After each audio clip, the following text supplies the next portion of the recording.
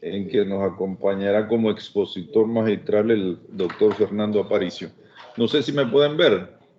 Tengo algunos problemas, creo, en la cámara.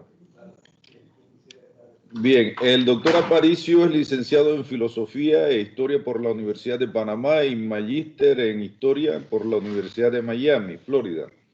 Es catedrático de Historia de Panamá y América en la Universidad de Panamá. Ha sido presidente del Cuarto Congreso Universitario de Historia y Antropología y miembro del comité organizador del Sexto Congreso Centroamericano de Historia. Fue secretario de la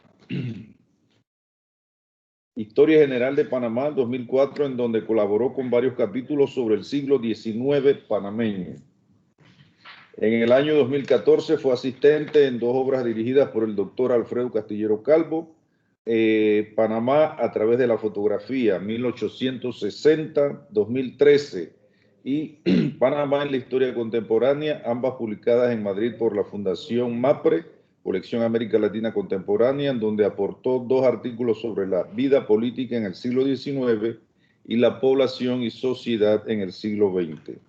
Entre los años 2017 y 2018 ha sido miembro del comité organizador del bicentenario del nacimiento del doctor Justo Arosemena, participando en conferencias y foros organizados por este comité y aportando dos artículos a la obra El legado de Justo Arosemena, así como uno de los estudios introductorios a las obras selectas de Justo Arosemena. Ha publicado numerosos artículos sobre la historia de Panamá en los siglos XIX y XX y sobre las relaciones de Panamá con los Estados Unidos en revistas nacionales y extranjeras. Así que le damos la bienvenida al doctor Aparicio para este conversatorio en el día de hoy, en que se cumplen precisamente 165 años del incidente de la tajada de Sandía, un 15 de abril de 1856. Doctor Aparicio, el ciberespacio es suyo. Bienvenido. En primer lugar, gracias por la invitación para esta jornada. Vamos a tratar el tema de una tajada de sandía, cuestión social y cuestión nacional, en donde me interesa examinar cómo a través de la reflexión sobre los acontecimientos, testimonios y repercusiones de este punto, puede identificarse cómo mismo expresó la cuestión social panameña y la cuestión nacional meña y neogranadina hacia 1856. Comenzar primero examinando el tema de la cuestión social y luego entrar en el de la cuestión nacional. En la cuestión nacional, la cuestión social queda expresada a través de la labor que realiza llamada generación Cuenta. Es una generación de políticos colombianos que nace entre 1818 y 1856 y que incurren bastante participación en la vida política de la Granada Honda del siglo XX, XIX. Hay un mito sobre esta la vida. Esta generación entra en el escenario político de 1849 con la presidencia de José Mario López y que terminaría con la presidencia de Rafael Núñez. Fue un factor hegemónico clave en el desarrollo político de Colombia y Panamá durante ese periodo. Básicamente, cuando ellos aparecieron con la elección de Blanco en el ellos lo que vienen a plantear es la necesidad de realizar reformas en la estructura política, social y cultural de la Nueva Granada. Tarea que había quedado inconclusa luego de la proclamación de independencia en 1819, en 1821 e incluso con la creación de la Nueva Granada en 1831. Se intentan reanudar este esfuerzo 20 años más tarde y estos esfuerzos quedarán expresados en toda una serie de medidas legislativas que se van a adoptar durante un periodo de 4 a 6 años, dependiendo de lo que uno quiere resaltar, y entre las cuales quizás la más trascendente sea la Constitución de 1853. Esa Constitución redefinió el concepto de ciudadano en la Nueva Granada. Los ciudadanos, todas las personas, para ser ciudadano hay que haber nacido en la Nueva Granada, y los hijos de quienes nacieron en la Nueva Granada o se nacionalicen. Adquieren la ciudadanía todos los varones de 21 años o más, o aquellos que se hubiesen casado quizás antes de los 21 años, ya adquirían la dirección de ciudadanos. Con respecto a las libertades ciudadanas que se establecen en el artículo 5, se reconoce ampliamente los derechos o las libertades que consideramos de primer orden de derechos humanos, libertades cívicas, derecho a la expresión, a la inviolabilidad del domicilio, derecho de reunión. Es decir, el neogranadino, el colombiano, el limeño tiene que hacer todo aquello que no esté prohibido expresamente por la ley. Y hay un artículo al cual me tengo que referir, que es el artículo 6, que proclama: no hay ni habrá esclavos en la Nueva Granada. Este artículo es clave porque si lo unimos con el artículo anterior de que todos los neogranadinos son ciudadanos sin ninguna discriminación, sin ninguna distinción, con lo cual ahora la clase, el color o la raza no son impedimentos para ejercer la ciudadanía. Entonces ahora, era un principio que quizás se había programado en algún momento, ahora queda ampliamente expuesto, y con la liberación de los esclavos, que en Panamá había mucho, pero el resto de Colombia sí era significativo, entonces tenemos una incorporación de negro, mulato, mestizo, sambo, de pardos en general, a la vida política con amplios derechos. Entonces, ese elemento es clave en lo que es la estructuración del proceso democratizador de Nueva Granada y el espíritu de ciudadano y democracia que se siente en este momento, o se renueva en este momento en el Istmo de Panamá. Esta reforma constitucional fue respaldada por Justo Arosemena cuando se discutía en la Cámara Baja, y le correspondió a el coronel Tomás Herrera, como presidente del Senado, suscribir esta Constitución. Al amparo de esta Constitución se permite la proclamación del Estado Federal de Panamá, proyecto que había presentado en el 51 el doctor Justo Arosemena, que había sido aprobado en 2 instancias en la Cámara de Representantes, que no había sido discutido en el Senado por consideraciones políticas y los conflictos relacionados con la rebelión de Melo y los artesanos, y se retoma luego de terminado este conflicto en el 55, se proclama el Estado Federal y le corresponde a Justo Arosemena, en su calidad de presidente provisorio o provisional del Istmo, pues convocar la Asamblea Legislativa, que sería la Asamblea Constituyente realmente, y presenta ella un proyecto de constitución que fue sobre la base sobre la cual se realizaron las deliberaciones de esta Asamblea Constitucional, que fue presidida por su padre, Ariano Arosemena. En esta Constitución aprobada por el Estado Federal se recogieron las premisas básicas de la Constitución de la República de Colombia, y se determina nuevamente que todos los ismeños, varones mayores de 21 años, tenían derecho a elegir y ser elegidos, y se eliminaba cualquier tipo de restricción al ejercicio de ese derecho.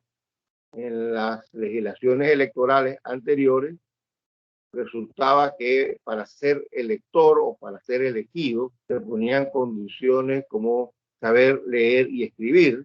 En una sociedad donde no había escuelas elementales, se requerían propiedades o renta, lo cual excluía de la ocupación de cargos públicos a los ciudadanos más pobres o menos privilegiados. Y por lo tanto, al eliminar esas restricciones, tendremos en el transcurso de esta década y durante la próxima una irrupción en el escenario político de sectores populares ismeños de la capital y el interior.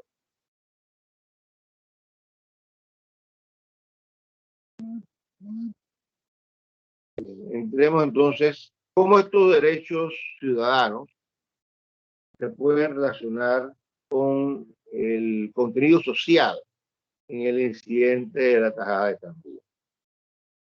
El historiador norteamericano Ames McGuinness, basándose en una recopilación de las declaraciones de José Manuel Luna, que fueron publicadas en la Gaceta del Istmo del 26 de abril del 56, es decir, 10 días después de los incidentes, recoge el diálogo que tuvo él con un norteamericano que posteriormente será identificado como Jack Oliver, pero que no es encontrado para ser entrevistado. No fue entrevistado por autoridades panameñas, posteriormente por autoridades norteamericanas. Entonces, el diálogo se recoge una frase que Ames McGuinness resalta y creo pertinente leer.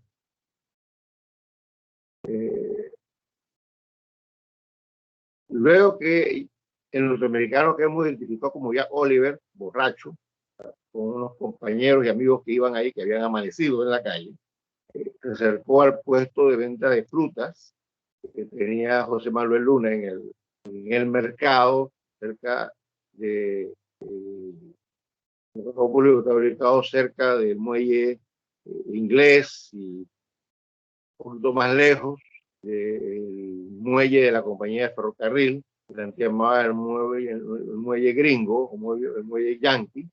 El americano tomó la sandía, la mordió, cuando reclamó que la pagara, la tiró al piso, y el panameño se levanta y le dice esta frase: cuidado, aquí no estamos en los Estados Unidos. Págame mi real y estamos al corriente. La respuesta de Jack Oliver fue una expresión simple: kiss my ass, que significa bésame el trasero. Todos aquí presentes conocemos que luego de estas palabras comenzó un conflicto que fue escalando, primero por proteger, sacan armas, interviene peruano, es una confusión de los norteamericanos que operaban en Oliver y otros norteamericanos que estaban en la plaza contra el peruano, bordeando la costa hacia donde sería más o menos el mercado del marisco, pero más acá el mercado del marisco. Un poquito más alto, que no oigo. Yo me voy para el cuarto y cierro la puerta. El mercado San Felipe Neri, era donde estaba ubicada la estación del ferrocarril en ese momento. Y detrás de ello, pues la gente del pueblo que comienza a sumarse. Enfocamos en los incidentes que se dan en lo que sería hoy el área de la donde tenemos que se incendia la estación de ferrocarril y varios almacenes y depósitos de la compañía norteamericana. y hay enfrentamientos entre panameños y norteamericanos que al final terminan con un saldo de 15 muertos y 3 heridos estadounidenses y 3 heridos y 2 muertos por el lado panameño.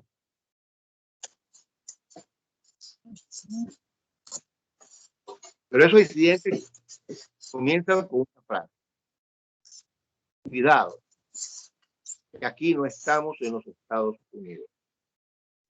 ¿Qué es lo que quiso decir José Manuel Luna al respecto?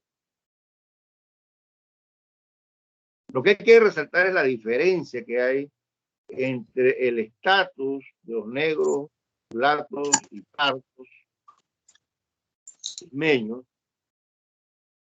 y José Manuel Luna es identificado como un afropanameño, del estatus que tienen los afroestadounidenses, como le llamamos hoy. En el sur, ser negro significa ser esclavo, con lo cual se niega no solamente su ciudadanía, sino que incluso su racionalidad.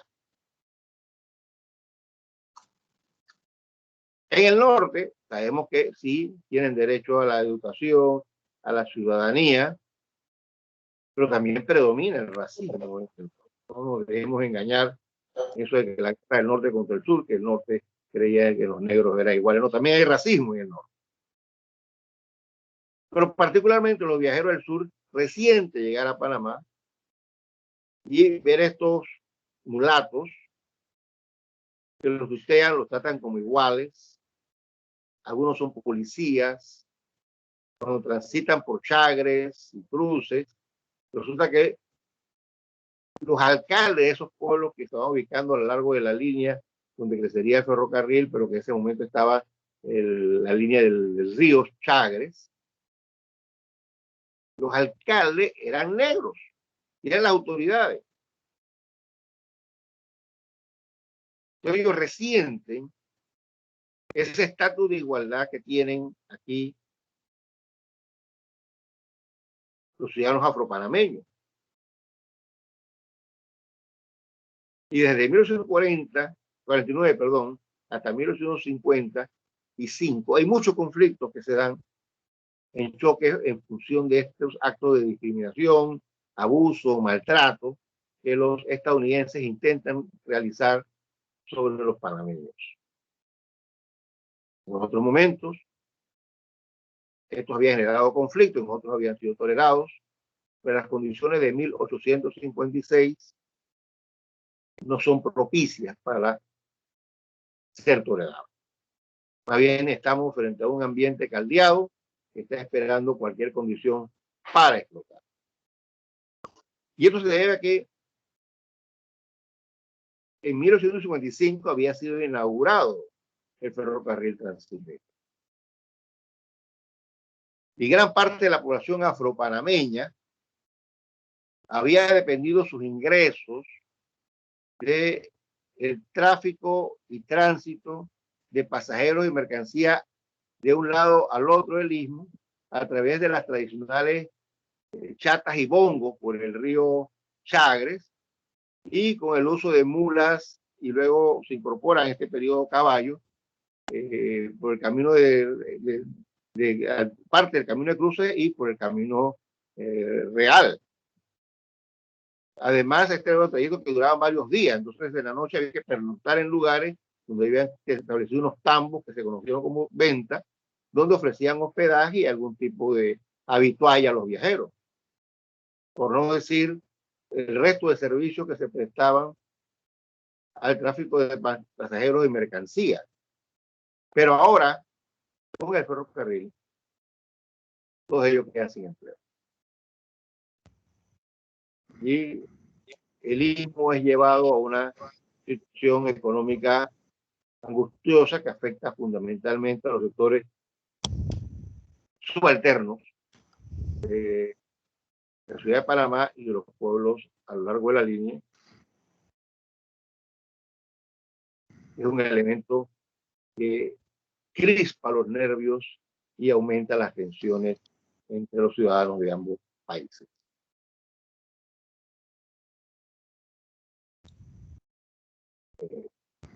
Fernando, una pregunta, escúchame que hubo una interrupción en el sonido de acá. Dijiste que ¿cuántos fueron fallecidos de lado y lado?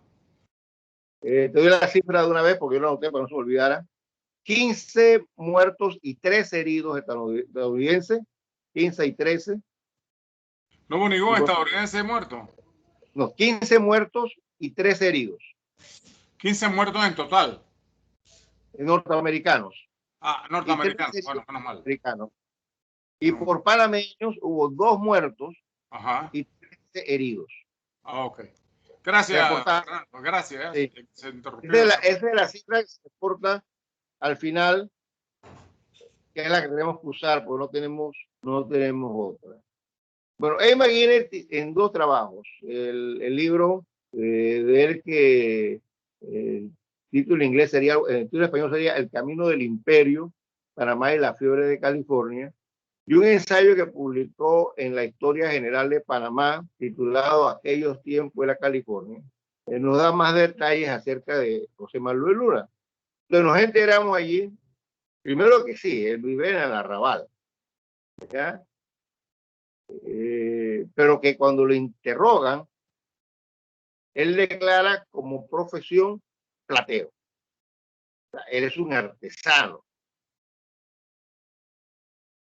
que seguramente en medio de las condiciones económicas del istmo, que para los lugareños es desfavorable en 1856, pues ella tenía que dedicarse a vender fruta en el mercado, un trabajo mucho más humilde, un trabajo que para la época se identifica con las mujeres, que son las que venden frutas y alimentos en el mercado que está ubicado al lado de la iglesia de Santa Ana.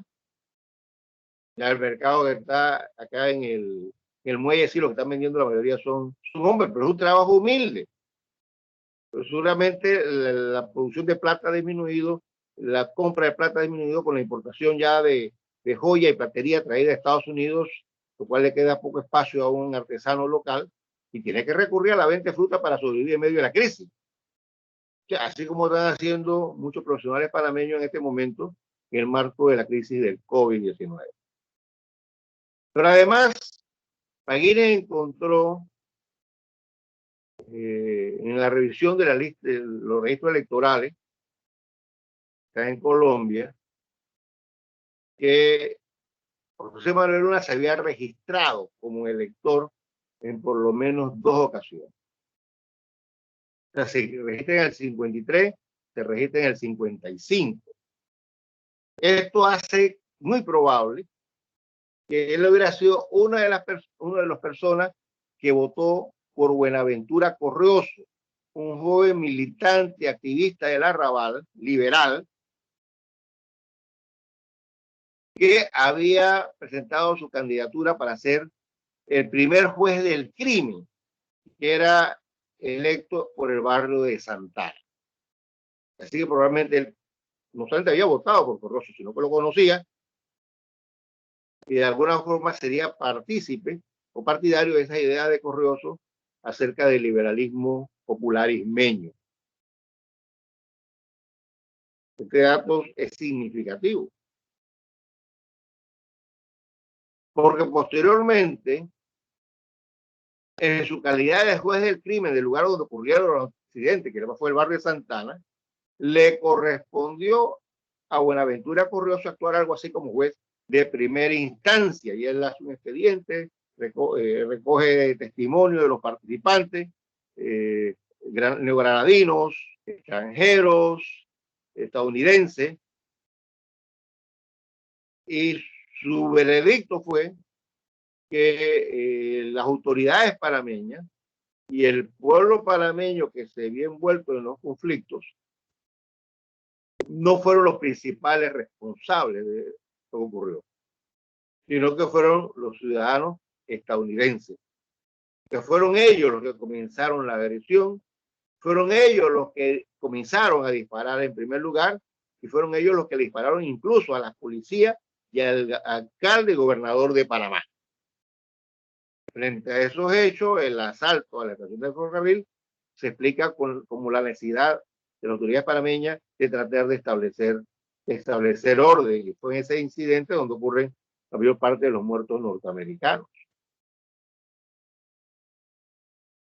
Entonces, este incidente ya nos va explicando desde el punto de vista social que los participantes son sectores del pueblo, que son ciudadanos, que están reaccionando a una situación de crisis en la cual hacen responsable a la compañía de ferrocarril, hacen responsable de la agresión al trato altanero de los estadounidenses, y de alguna forma allí tendríamos el kit de la cuestión.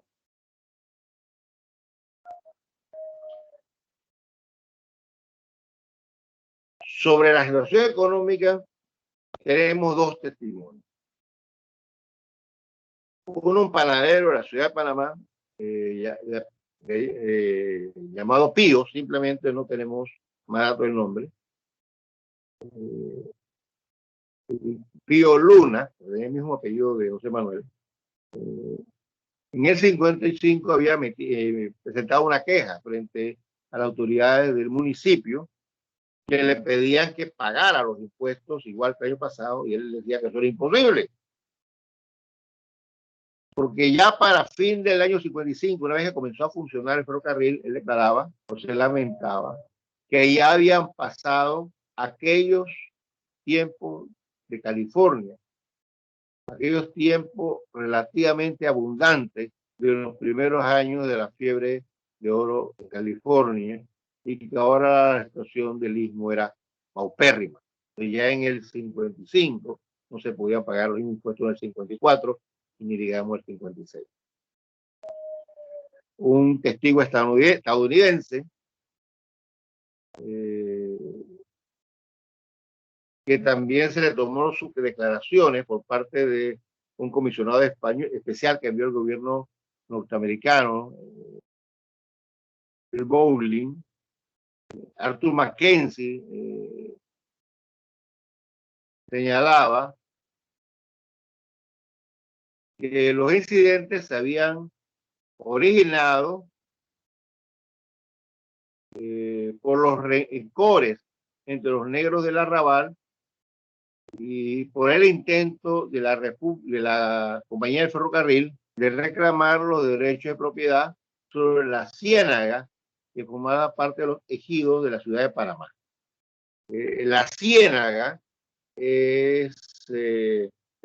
bueno, la ciénaga hoy está toda ya rellena, pero sería aquí el terreno que iría más o menos de el área del mercado, sería el mercado pulgaría, la costa, donde queda el muelle inglés, quedaba antes la compañía del muelle francés, y se prolongaba hasta el área de Marañón. Entonces ya para 1955-56, mucha gente del arrabal ya no conseguía espacios para alquilar o construir en Santana. Habían bajado por la estación de ferrocarril, lo que es estación de ferrocarril, había ido más allá y se habían ubicado en el área de Barayón, que es la que seguiría lógicamente, y ahora la empresa le está diciendo que esa área ellos la quieren reclamar como propia. Entonces, han tenido que mudarse a un área peor de la que es Santana, que están levantando, de San Miguelito, Marañón, que es un área inundable, por eso se llama la Ciénaga, y ahora la compañía la quiere reclamar para expandir los muelles y los almacenes por esa área, fuera de que se ha apropiado de gran parte del área de la Avenida B. Pero también hay otros elementos allí que desde la propia compañía despertan celos y conflictos hacia allá por parte de los panameños. Con respecto al ingrediente de la cuestión nacional, que es más conocido por todos, es el filibusterismo. William Walker interviene en 1955 una guerra civil en Nicaragua, sale triunfante, termina derrocando al presidente que él respaldaba, se hace elegir presidente, emite una nueva constitución donde restablece la esclavitud y solicita la anexión de Nicaragua a los Estados Unidos. Esto provoca la reacción no solamente de las fuerzas liberales y conservadoras de Nicaragua que se unen contra Boca, sino la participación del resto de las naciones centroamericanas, siendo el primer conflicto regional en el cual participa abiertamente en forma heroica Costa Rica y gran parte de su mito nacional, parte de esa participación.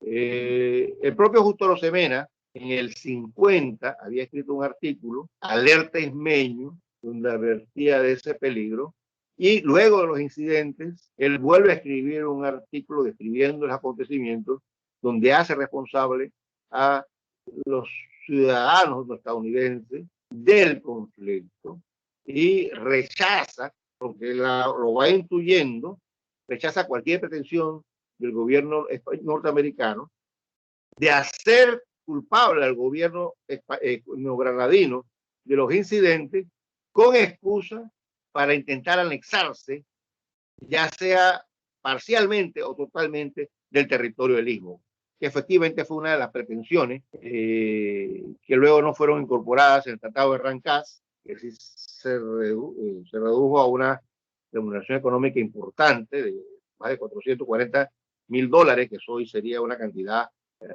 absurda,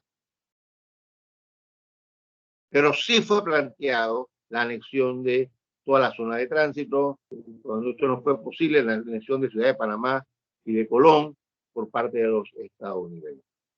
No importó que las declaraciones de ciudadanos extranjeros, incluso norteamericanos, establecidos en Panamá, quisieran ver que la agresión la comenzaron los estadounidenses, los cuales se tenía que fueran filibusteros. O sea, la preocupación de la gente, que había pasado ese mismo mes de abril, y cuando ocurre el incidente, hay filibusteros, unos 40 filibusteros que van hacia Nicaragua y están en Panamá, y la gente está relacionando estos hechos con una especie de ataque de los filibusteros, y por eso una reacción de la población en defensa del territorio ismeño, del territorio nacional, frente a la agresión norteamericana. Así es como la gente lo ve. Inclusive, 2 semanas después todavía se teme que llegue a la ciudad de Panamá fuerzas de Walker que vengan de Nicaragua, lo cual obviamente hubiera sido que lleguen a Colón, no a Panamá. Pero bueno, el temor se generaliza y sobre la base de este hecho se da la primera intervención militar de Estados Unidos en Panamá, apoyada en el Tratado Mayarino-Vidla, en el cual fue la República de Colombia la que colocó a Panamá en una situación casi de semiprotectorado por el gobierno norteamericano, lo cual se puede conversar en otro momento. Entonces, esa reacción incluso lleva a otro elemento.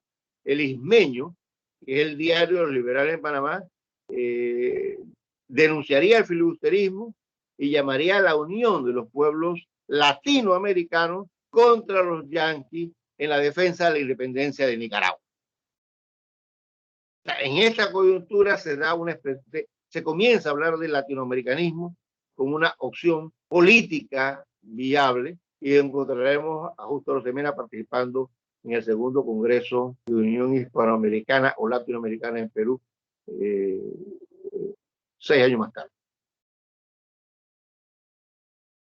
Esto evidencia entonces, y esto siempre lo retomo porque todos ustedes sí lo habían escuchado anteriormente, que este incidente tiene una clara expresión de defensa de la cuestión nacional. E inclusive yo he ido más lejos en el análisis del pensamiento de Justo Rosemena para decir que Justo Rosemena, después del 56, no proclama abiertamente la independencia de Panamá, de la Nueva Granada o de Colombia, porque él teme, y él lo expresa, que una Panamá independiente y solitaria podría ser anexada fácilmente por el gobierno de los Estados Unidos. Bien, yo quisiera llegar hasta aquí en la intervención para dejar espacio al diálogo y al intercambio de opiniones acerca de este tema que yo estoy seguro ya lo han escuchado anteriormente, lo han leído anteriormente, así que quedaría espacio realmente para un intercambio entre colegas, profesionales y amigos. Llego hasta aquí. Gracias, doctor Aparicio. Muy interesante su exposición, su conocimiento sobre el tema en el contexto pues de un incidente que ha dejado pues una profunda huella en nuestra historia nacional, en el contexto pues como usted lo plantea de la cuestión social la cuestión social en el Istmo, lo cual es un fenómeno que pues todavía sigue evolucionando, tiene vigencia. Algunos estadios pues se han superado, pero la dinámica continúa. Y la cuestión nacional también en el contexto del Estado federal unido a la Nueva Granada y también el contexto latinoamericano, como usted muy bien lo ha planteado. Así que en este marco yo abro el compás para, como usted dijo, hacer algunas preguntas para que puedan aportar pues a este conversatorio. Veo que hay muchos participantes de nuestro cuerpo del servicio exterior, los embajadores, los terceros secretarios, a los funcionarios de Cancillería y otros invitados, así que el espacio está abierto, pues.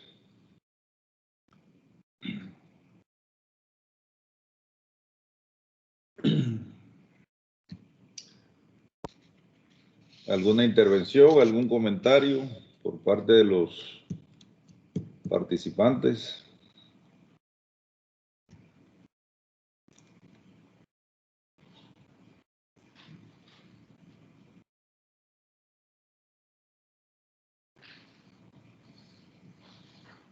Bueno, doctor Aparicio, si me permite, voy yo a abrir el compás. Tengo entendido, y usted lo menciona, que el incidente como tal se da en el contexto de esa sempiterna rivalidad entre liberales y conservadores en el Istmo. Había un proceso de elecciones. Tengo entendido que los conservadores tenían el poder en ese momento en el aparato administrativo del Estado federal. ¿Usted nos podría ahondar un poquito más eso y cuál es la relación entre el incidente y el manejo de esas fuerzas rivales conservadoras y liberales en el contexto en que se dio el incidente en sí? Por favor. Bueno, el liberalismo, al amparo de estas instituciones constitucionales, se ha revitalizado con la incorporación del sector popular en forma muy activa. Tanto en Azuero como en la ciudad de Panamá y en los pueblos a lo largo de la línea, los sectores populares participan en las campañas electorales, son electos y ejercen cargos públicos, algo que hasta ese momento estaba castigado. Y se comienza a fortalecer una facción popular del Partido Liberal, donde los negros, mulatos y zambos, es decir, los pardos, del barrio de Santana, comienzan a adquirir beligerancia. Y esto hace que ya los conservadores comiencen a tener temor de su creciente participación. Pero no solo en Panamá, también en Colombia. Luego que se culmina la difícil negociación del convenio Herrán-Cas, sabemos que en medio de esa discusión, los estadounidenses piden que se le entregue toda la zona de tránsito bajo su jurisdicción, o por lo menos los puertos de Panamá y Colón, para su control, así como ciudades puertos abiertas parecidas a las que se han impuesto a China después de la Primera Guerra del Opio. Los conservadores en Colombia temen que si los negros en Panamá se siguen alzando de esta forma, va a seguir alimentar la agresión y la anexión y el apetito anexionista de Estados Unidos, y que Panamá se podría perder en un juego de manos. Así que algunos de ellos, en el marco de esta discusión, incluso se sientan y escuchan la propuesta de ceder parte del istmo al gobierno de Estados Unidos a cambio de no tener que pagar nada de indemnización y que al contrario, el gobierno norteamericano le pague algo a Colombia para poder sanear sus finanzas, porque al fin y al cabo el Istmo de Panamá se va a perder en algún momento. Hagámoslo ahora y saquemos algún provecho. O sea, llega a hacer esa propuesta en algunos periódicos conservadores, que obviamente los liberales en Colombia y Panamá rechazan. Entonces ahí tenemos un elemento que hace reflexionar acerca de lo que ocurriría posteriormente, porque realmente desde el 40 del movimiento de Tomás Herrera, y hay voces en los periódicos colombianos conservadores que dicen hay que tener cuidado con Panamá porque vamos a perderle en cualquier momento. Así que mejor perdámoslos sacándole provecho y no a cambio de nada. Entonces hay muchos elementos que te expresan en este momento, en este conflicto.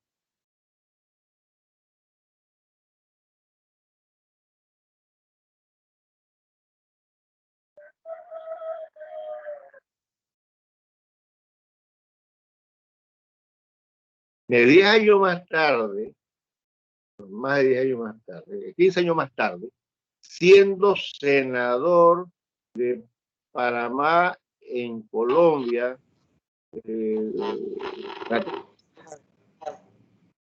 y habiendo crecido a nivel exterior en Colombia, ahí se vuelve a proponer vender a Panamá a cambio de que los americanos paguen la deuda externa de Colombia. Esa discusión es donde hace su frase muy conocida: yo no vendo a mi patria. Interesante la perspectiva que usted nos plantea. Podríamos incluso inferir, doctor Aparicio, de que ese comportamiento de los grupos políticos y sociales en ese momento, siendo parte Panamá del Istmo, parte del Estado federal, se replica cuando ya somos una república a partir de 1903 con la separación, y después esa conducta de la clase política panameña de pedir incluso el intervencionismo norteamericano para, dependiendo de la coyuntura política, permanecer en el poder. Bueno, ya es otro contexto, otra motivación, pero definitivamente desde 1856 en adelante, el peso político de los Estados Unidos y de su capacidad de intervención en Panamá sería definitivo. Con la independencia lo sería aún más, pero ya es otro momento, es otra cuestión de la que... Ok, muchas gracias. Bueno, yo dejo el compás abierto a los participantes, a los otros compañeros en el servicio exterior, su excelencia, los embajadores, los terceros secretarios. También creo que hay algunos otros participantes que han ocupado altos cargos en la vida política pública nacional.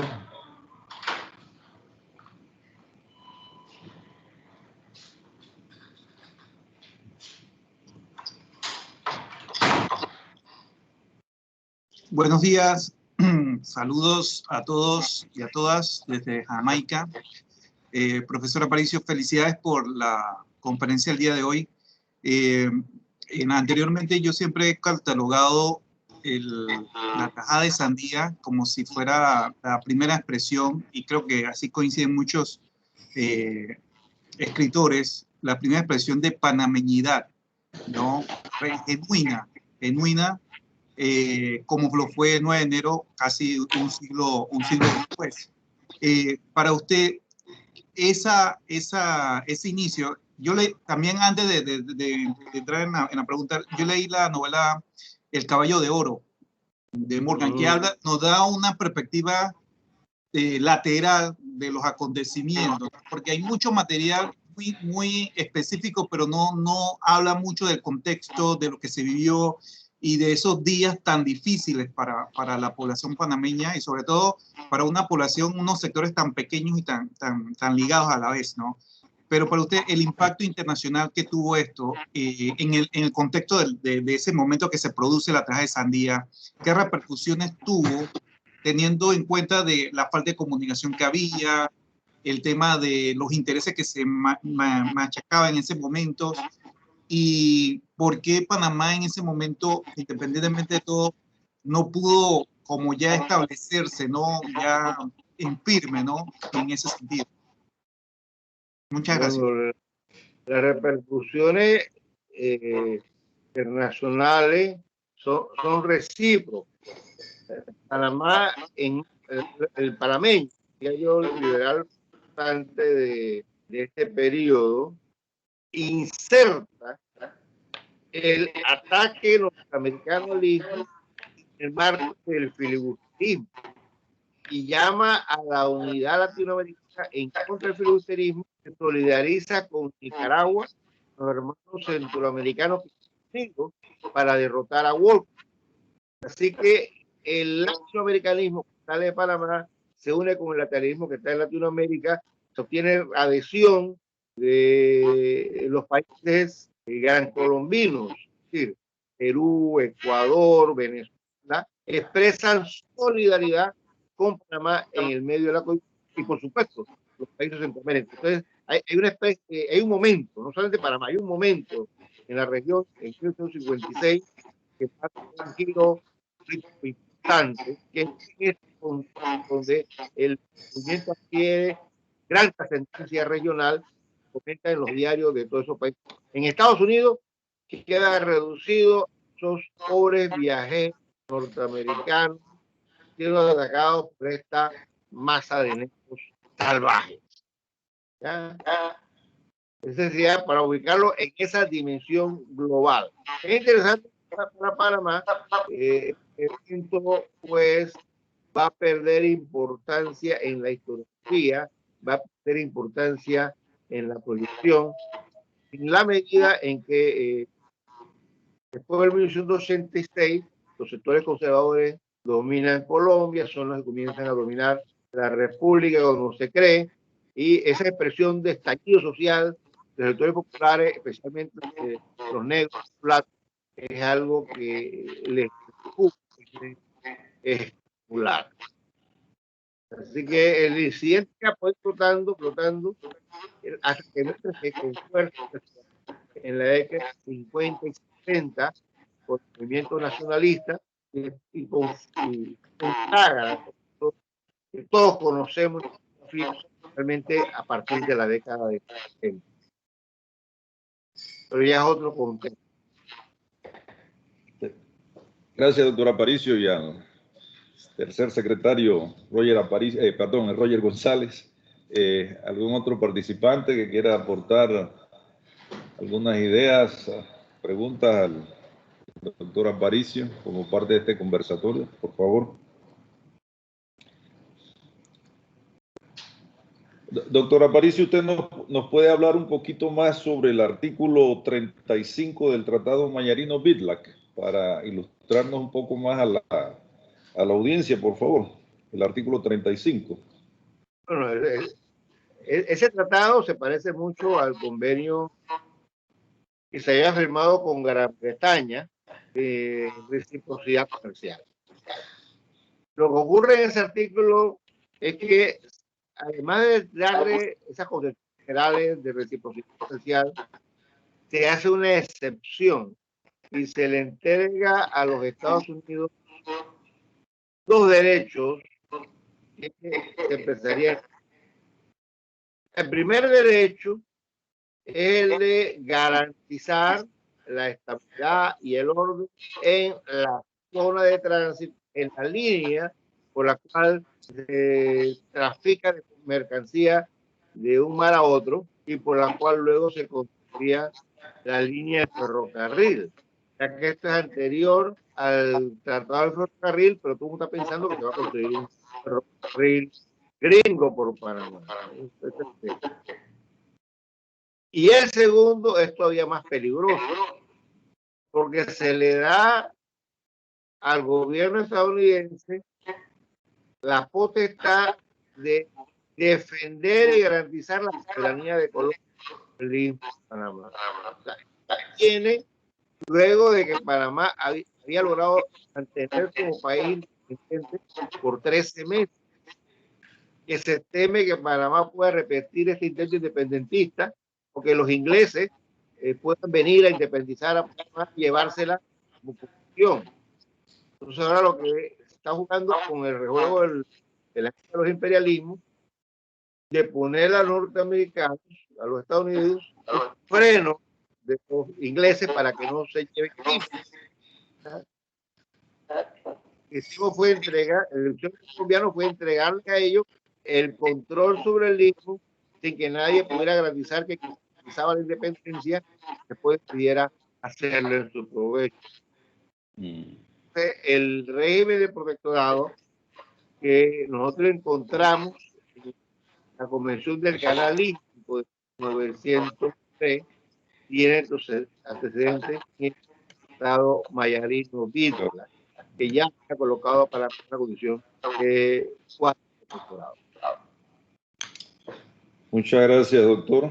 Muchas gracias. Eso nos da luces sobre los antecedentes y cómo en este contexto el incidente de la tajada de sandía, pues esto se puede interpretar como esta banda de seres inferiores que vienen a atacar a los ciudadanos y a la propiedad de los Estados Unidos en el Istmo, etcétera, etcétera.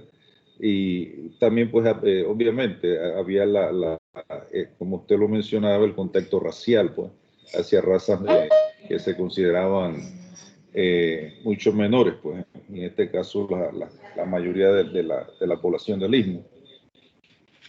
Y también que cómo fue aprovechado, pues, para aplicar el artículo 35 de manera unilateral por los Estados Unidos de América.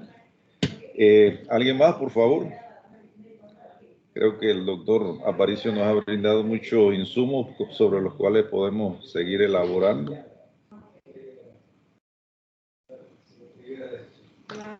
Los secretarios, por favor.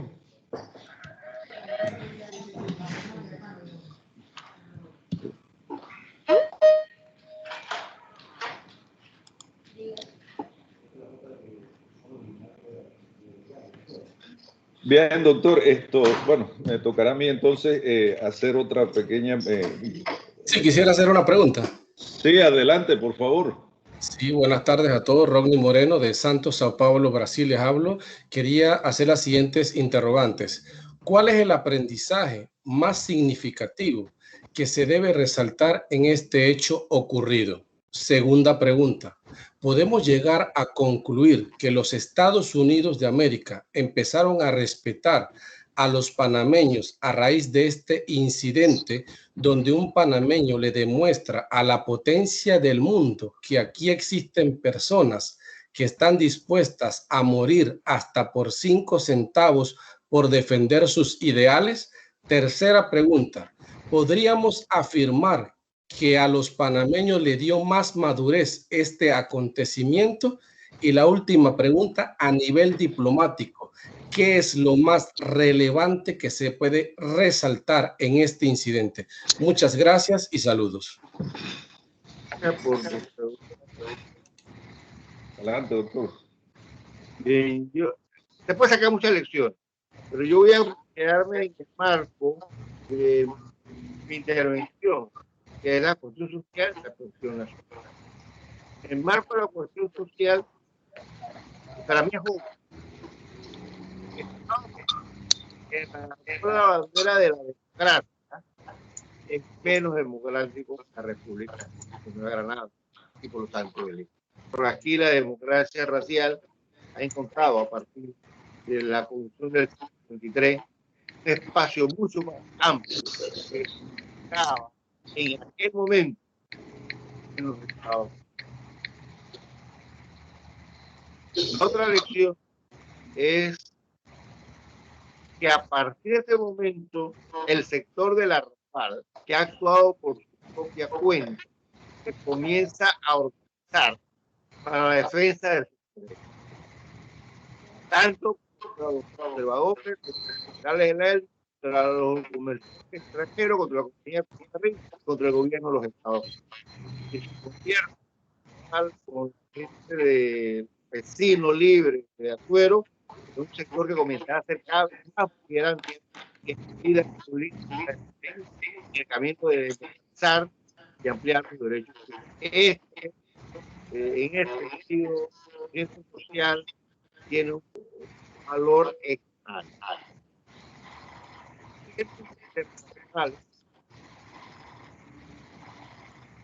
El latinoamericanismo, del cual se comienza a hablar ahora, en el 56, sale de Centroamérica. Es un factor extraordinario, que lo que había ese hispanoamericanismo de Bolívar del 26, pero que había quedado menguado, y ahora reemerge este latinoamericanismo con un nuevo contenido. El anti-eleccionismo y particularmente el anti-yanquismo, por decirlo así, no gusta todavía la expresión anti-imperialismo, pero anti-yanquismo, es decir, enfrentar las tensiones y las tendencias anexionistas de Estados Unidos. Y eso va a ser un elemento que no solamente encontraremos en Panamá, en Colombia, en Centroamérica, en México, sino que se va a esparcir gran parte del discurso latinoamericano a partir del 56 y que se expresaría en el Congreso de Perú del 60. ¿Ya? Yo lo vería por aquí. Y esa sería la relevancia en este momento, y es la relevancia desde el presente. Desde el presente. Cambio en el escenario y el discurso diplomático a partir del rechazo de las tendencias imperialistas expresadas por el filibusterismo. La muerte posteriormente de Unger simplemente marcaría la derrota de esa tendencia.